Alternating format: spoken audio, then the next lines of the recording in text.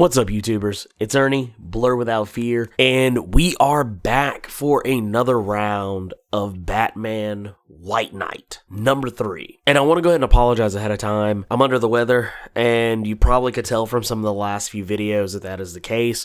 Battling a really nasty sinus infection, but hey, what are you going to do? I'm going to keep bringing content regardless, so forgive me if I sound a little more nasally than usual or stuffy, whatever, but like I said, I'm going to try and keep it as crisp as humanly possible. But before we get down to brass tacks, let me know what comics you'd like me to make a video on. Sound off in the comments. And if this is your first time checking out my channel, be sure to click subscribe so you can become one of Earth's mightiest subscribers, and hit that bell button so you know when I post new videos. Okay, so when we last left off, we saw probably one of the bigger bombshells that they've dropped so far since White Knight started.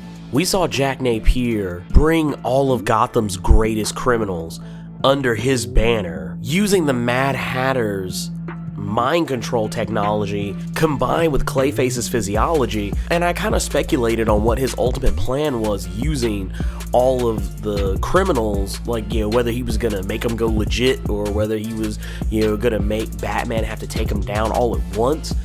And he kind of did a little bit closer to the latter. He sends all of Gotham's rogues out en masse, and Batman and Nightwing and Batgirl are trying to shut it all down, and they're doing the best they can under, difficult circumstances.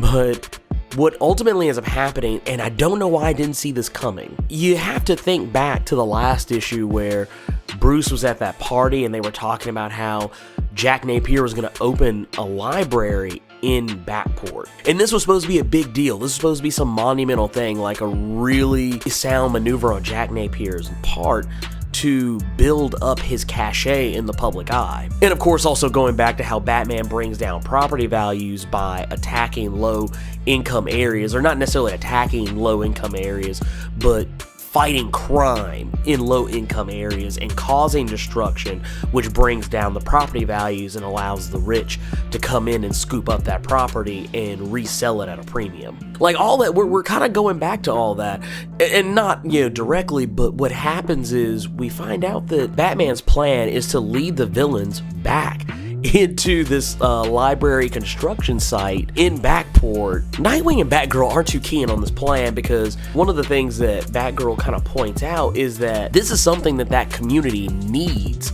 and should not be destroyed, but Batman is using it as a way to fight crime in an area where there would be no casualties, and also to hurt Jack Napier. Yeah, if you read a little deeper into the context, man, it's kind of messed up, because we are seeing a Batman that has gone off the rails. Like, Batman is just, he just don't care. Batman don't give a fuck. Batman takes two of the heaviest hitters, Bane and Killer Croc.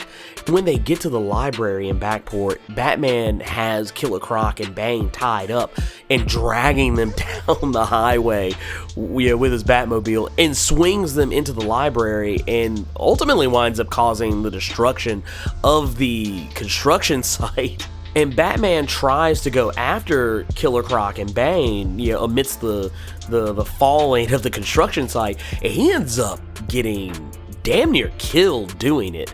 Like, when he comes out of it, he's broken and bloody. Jim Gordon shows up, and he is just beside himself, the whole way trying to get there. And Harvey Bullock is kind of pissed off, because he didn't want the cops to leave the fight where all the villains were, like going here to Backport where Batman was going to be, because he felt that the cops should be able to handle this and Batman can take care of himself. But you can see his displeasure pretty early on here. One of the things that kind of hurts the most in all this is that Batman, being battered, bruised, and bloody, he makes it back to the Batcave. And I mean, when he gets out of the Batmobile, there's blood all over the place. You can tell he's got some internal bleeding. He's had some severe lacerations. He is probably going to die if he doesn't get medical attention. And when he makes his way back into the Batcave, he kind of slumps past Alfred, who's, still laying, comatose on the bed.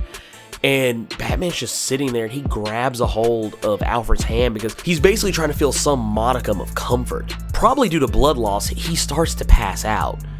But as he does so, Alfred wakes up.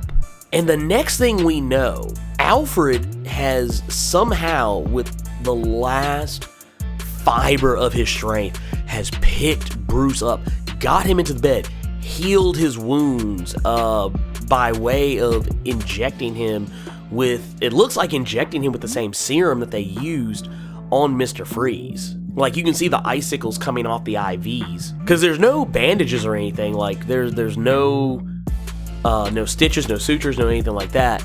Bruce wakes up to find Alfred slumped in the chair next to the bed. And there's just a note, and it just says, Bruce, on the front. We don't get to see what the letter actually says, but immediately after that, we see Bruce kneeling in Alfred's coffin at a funeral outside of Wayne Manor.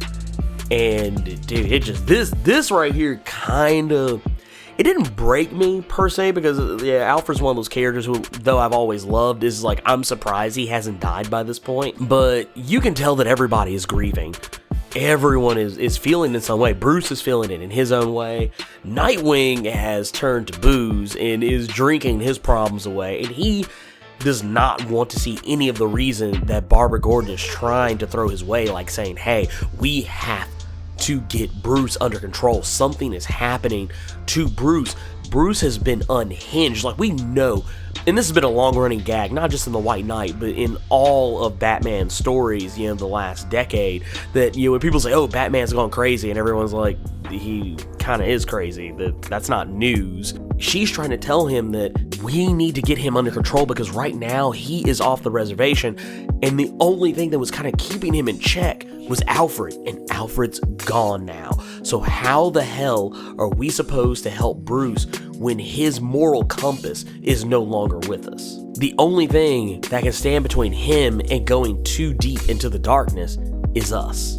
All that being said, and everything that has transpired up to this point, we see that, yeah, that was actually Jack Napier's plan to let Batman destroy that library. Like, yeah, I mean, it's not to say that he didn't necessarily want to do it, but he knew Batman would go after it. He knew he would target it. But the thing is, that wasn't all of the plan. The rest of the plan actually involved, while all this was going on, all the madness and everything, Jack Napier was using his time wisely. He began digging up files, like public records, in an old abandoned law office building, and he finds the thing that is going to drag Batman and the GCPD and probably the Gotham political infrastructure completely under. He finds documentation that actually proves that the government has been using disaster relief funds to pay for all the destruction that Batman causes. Instead of it actually being what it's supposed to be on paper, you know, being a natural disaster relief fund, that is actually what it is called, but off the books, they have been treating it as the Batman Devastation Fund. And the problem with this is not just, okay, so yes, they have a fund to fix all the times that Batman screws everything up. That's great. The problem with that is, despite all that, this is money that is supposed to be going into situations where they do actually have a real problem, and that is problematic because that is misappropriation of government funds. Any politician who did this in real life would go to jail. They would be impeached from whatever office they hold, they would be thrown under the jail, and would probably never be seen or heard from again. Jack Napier holds a press conference and he brings this to everyone's attention, that the Gotham City government spends $3 billion a year on hurricanes and floods that never actually happened. This is all the destruction that Batman causes. So now we actually have a number to put on things, like, you know, because it's always been speculation, like in superhero movies and comic books, like how much money does it cost to rebuild all the things that these superheroes destroy when they're fighting crime? And now we know. In Batman's case, we know it's $3 billion a year, which is funny because Bruce Wayne could probably afford to pay that off each year, so I don't know why they actually needed a Batman Devastation Fund when you have the world's wealthiest man living in Gotham City, but I don't know, maybe that would draw too much attention to Batman and the connection between him and Bruce Wayne, but yeah, whatever. He even throws Batman under the bus for sacrificing the people of Batport, leaving them to the devices of Gotham's most dangerous criminals. But Jack Napier pleads with the people of Gotham, saying that, hey, I know you have no reason to trust me. I know that you'll always see me as the Joker. I want to save this city. Let me use the things I've learned as the Joker to Gotham City's advantage and take down the Batman once and for all. And later on, Jack Napier and Original Recipe Harley are taking a stroll through Batport at night. Probably not the smartest thing to do, considering that it's supposed to be one of the Quotey Finger's worst areas in Gotham. And they get attacked by some gang members on the street, and they try and take their purse, their phones, and their money and everything, but Harley fights back. But before it gets too far out of hand, we get a character from the main canon that gets introduced into the White Knight continuity, and that's Duke Thomas. And this Duke Thomas is a little bit different. This is not, as far as we can tell, this is not a Duke Thomas who is trained under Batman. This is not a Duke Thomas who is in any way, shape, form, or fashion connected to Batman as far as we can tell. But whatever the case is, he doesn't seem to have much love for Batman, maybe even less love for the Joker, but it seems like for whatever reason, Jack Napier has his attention, and he seems at first unwilling to work with Jack Napier, but he gives Jack Napier a chance to explain himself and figure out what he's all about, and he even takes him with him to one of the headquarters in Batport. And while he's doing so, he gives a brief history of what he's been up to. We know that he served in the Navy. We know that he's technically a war hero, come back, and he wanted to join the police department. He wanted to join the local Gotham City Police Department to try and do some good, but it didn't work out because, much like how we've heard stories about Commissioner Gordon's past, where he was really quick to point out corruption and wrongdoing in the police department, Duke Thomas was kind of that same type of character, and he tried to do the same, and it got him ousted from the department. And this is one of those areas too where Jack Napier and Harley are voicing their opinions of Jim Gordon and what they feel about him, but Duke Thomas shuts it down quickly. He's like, no, Jim Gordon is good people. He is not the type of person you all think he is. The thing I found really interesting about this is that the people of Batport welcomes him in. They want to take pictures with Jack Napier, they want selfies, they want autographs, and they respect what he does. Like, they feel like Jack Napier actually is trying to do something. And Jack Napier is genuinely impressed by the operation that Duke has set up, and even ask him how he got it to work. How did he get the gangs to come together and stop killing each other and get them to form a united front?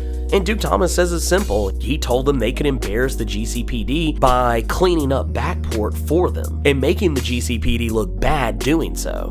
Now, of course, he says he does have to turn a blind eye to certain little things every now and again, but for the most part, it's non-problematic. Now, we don't know what the next move is, but Jack Napier has something planned, and whatever that plan is, it includes Duke Thomas. Jack Napier, I think his true colors are kind of starting to show the fact that he still has a villainous bend to him. It's almost like Jack Napier is becoming more like Lex Luthor. That's what I've been noticing as this book has been going on, is that a lot of the times his plans, while at first they seem like he's doing things under altruistic reasons, he has an ulterior motive, and he is willing to move pawns into danger to get the king. I'm still kind of on the fence. Is Jack Napier actually good, or is he just really pissed off at Batman and wants to get him back? Does he actually want to save the city? Is he doing it at the expense of the citizens? Because, I think maybe deep down he knows Batman would have saved everybody, or that the people would have been fine because he had the villains under his control, but that still leaves the situation that he put all this stuff in place, and let these people in danger. Now, in the last video, we discovered that there were two Harley Quinns. Now, I gave the distinction that, we had Original Recipe Harley Quinn, and we had movie Harley Quinn, which technically, calling her movie Harley Quinn is kind of unfair. She's technically just new school Harley Quinn, because technically she is the Harley that we have started to see, the Harley that broke away from Joker and went on to the Suicide Squad and then gained popularity to where she wound up in a movie. So I just want to clear that up. But we discovered that there were two of them.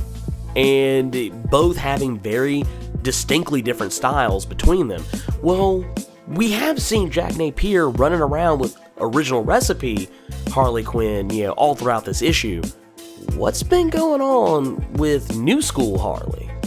Well, the answer's quite simple. She is a woman scorned, and as a result of this, she's decided to take up a new persona. And she doesn't necessarily give it a name, but when she breaks into the Joker's hideout, she discovers Clayface and Jervis Tetch, the Mad Hatter. And Mad Hatter dubs her a Neo-Joker, which she doesn't seem to turn down, and Harley makes her intentions clear that since Jack Napier and original recipe Harley have done away with the Joker, she is going to stand in as Joker until the real Joker comes back. And she releases the Mad Hatter from the mind control of his own technology, and he breaks down to her how Jack Napier took over all the supervillains' minds using Clayface. And Clayface, we discover, has seemingly become dehydrated to the point that he completely dissolves, and all that's left of him is his brain, his eyes, and a tongue.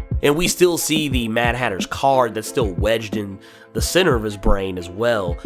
Another thing we discover too is that New School Harley, or rather Joker Harley, is going to have the Mad Hatter use his technology to override Joker's control over the villains. Because whoever is closer is the one who will get the stronger signal.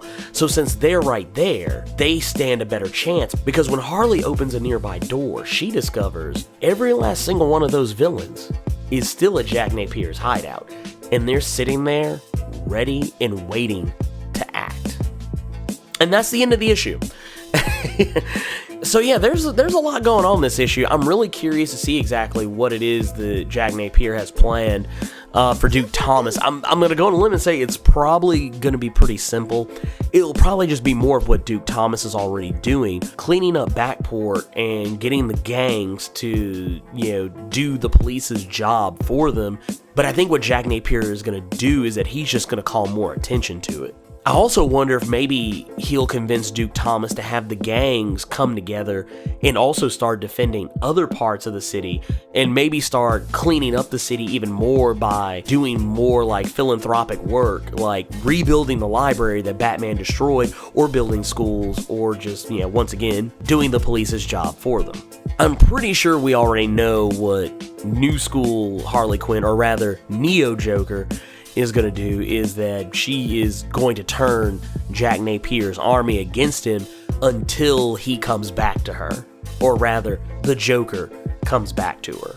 Batman is a whole other story. I'm pretty sure he's going to try and kill Jack Napier. I mean, technically he tried to do it in the first issue, but I think he's going to wholesale do it. Now, since we've seen the introduction of Duke Thomas into the White Knight canon and the death of Alfred, parts of me wonders, because we got a flashback on Jason Todd in the previous issue and a lingering shot of Jason Todd's grave. I wonder if we'll actually see Jason Todd in the next issue, or maybe within the next 2 or 3 issues at some point before all this ends. But anyways, let me know what you all think about Batman White Knight number 3. Sound off in the comments. If you enjoyed this video, click the like button. And if you want to see more awesome videos like this one, make sure you click subscribe so you can become one of Earth's mightiest subscribers, and hit that bell button so you know when I post new videos. Once again, thank you for taking the time to watch this video, and I'll see you next time. Plus Ultra!